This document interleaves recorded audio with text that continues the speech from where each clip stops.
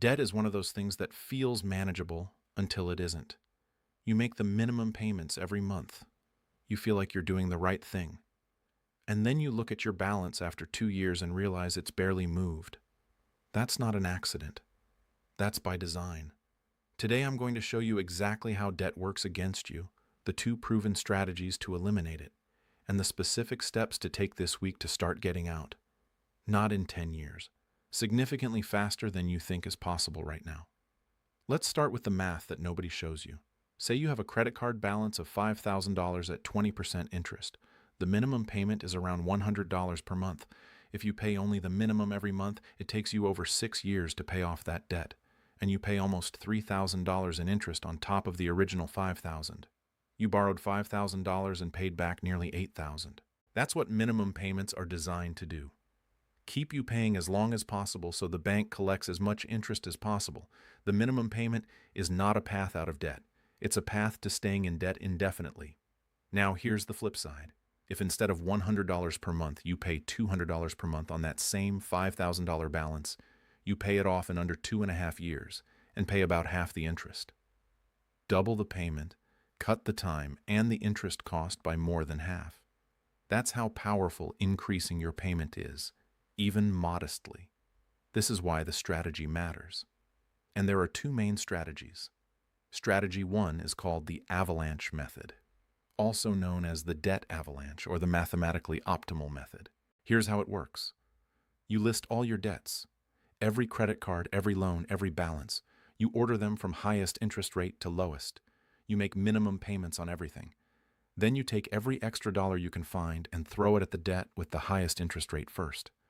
Once that debt is eliminated, you take everything you were paying on it, the minimum plus the extra, and add it to the next highest interest rate debt.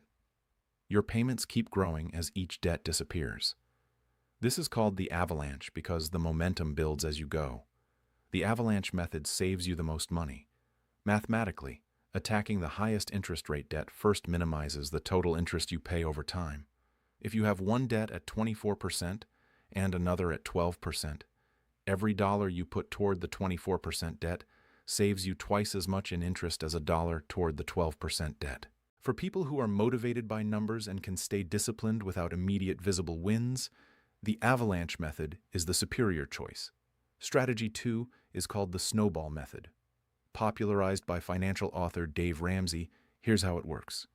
Same setup. You list all your debts, but this time you order them from smallest balance to largest, regardless of interest rate. You make minimum payments on everything.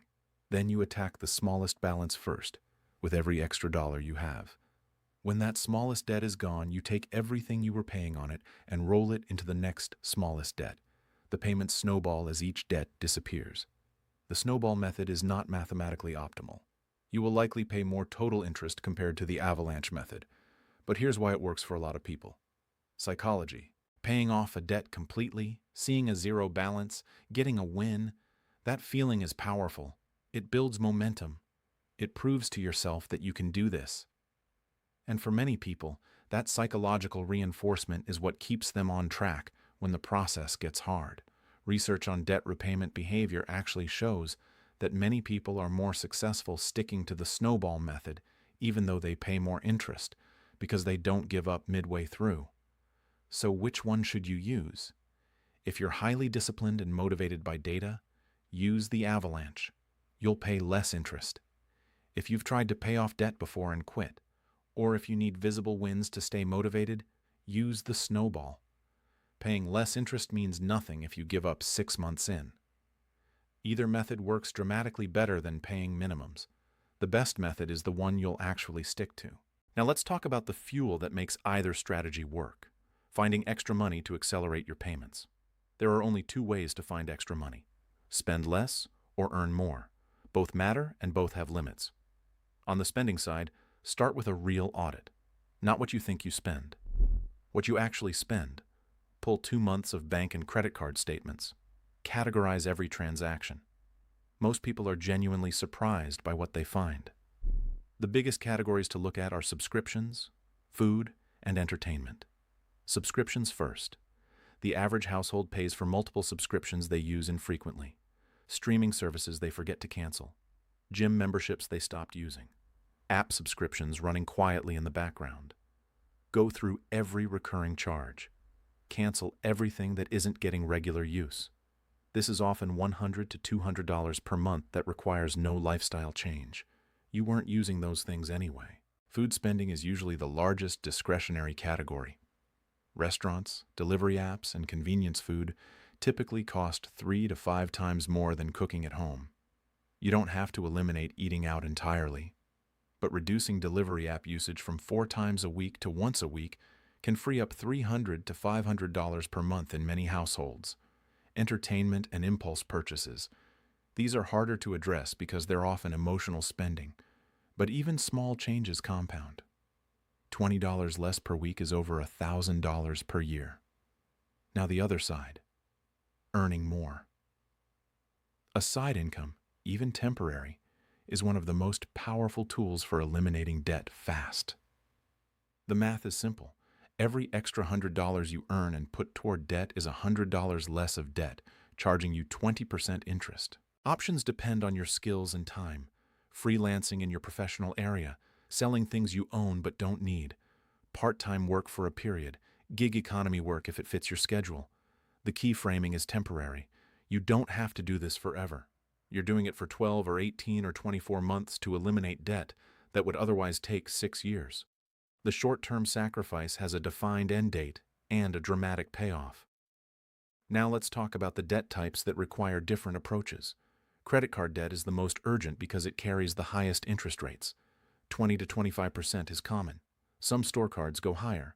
This should be your primary focus. Student loans are more complicated.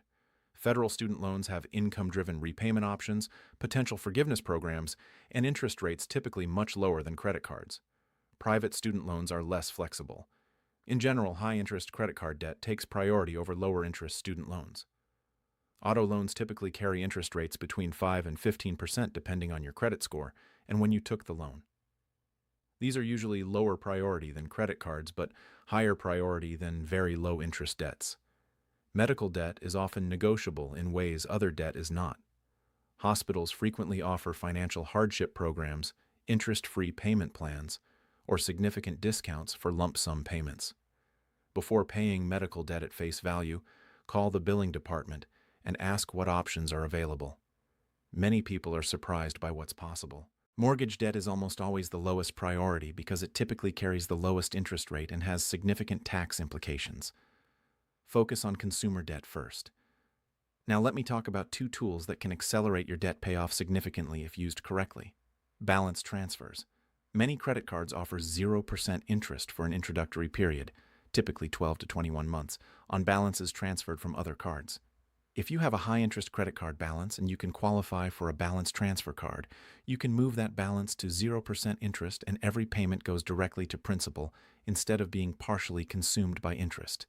This can save hundreds or thousands of dollars in interest and dramatically accelerate payoff. The catch is that you must pay off the balance before the introductory period ends. After that, rates often jump to 20% or higher, and you need decent credit to qualify for the best offers. And there's usually a balance transfer fee of 3 to 5%. Run the math before you do this. But for many people with high interest debt and good enough credit to qualify, it's a powerful tool. Debt consolidation loans. If you have multiple high interest debts, a personal loan at a lower interest rate can consolidate them into one payment at a lower overall rate. This simplifies your situation and can reduce total interest paid. The warning here is important. Consolidating debt only helps if you stop accumulating new debt simultaneously. Many people consolidate their credit card debt into a personal loan and then gradually run their credit card balances back up, ending up with both the consolidation loan and new credit card debt. You've doubled your problem. If you use debt consolidation, cut up or freeze the credit cards you just paid off. Remove the temptation entirely. Let me give you 3 real examples. Sarah had 4 credit cards with a combined balance of $18,000. Interest rates ranging from 19 to 26%. She was paying minimum payments on all 4, totaling about $400 per month and barely making progress. She audited her spending and found $200 per month in subscriptions and delivery apps she could cut. She picked up freelance work on weekends, generating an extra $500 per month. She threw that extra $700 at her highest interest rate card using the avalanche method. Her highest interest card was paid off in 8 months. She rolled that payment to the next card. 18 months later, she was completely debt-free. What would have taken over a decade on minimum payments took her less than 2 years. Marcus had $22,000 in credit card debt spread across 3 cards. He qualified for a balance transfer card with a 0% rate for 18 months and a 3% transfer fee. He transferred all 3 balances, paying $660 in transfer fees. His monthly payment of $1,200 now went entirely to principal instead of being partially consumed by interest.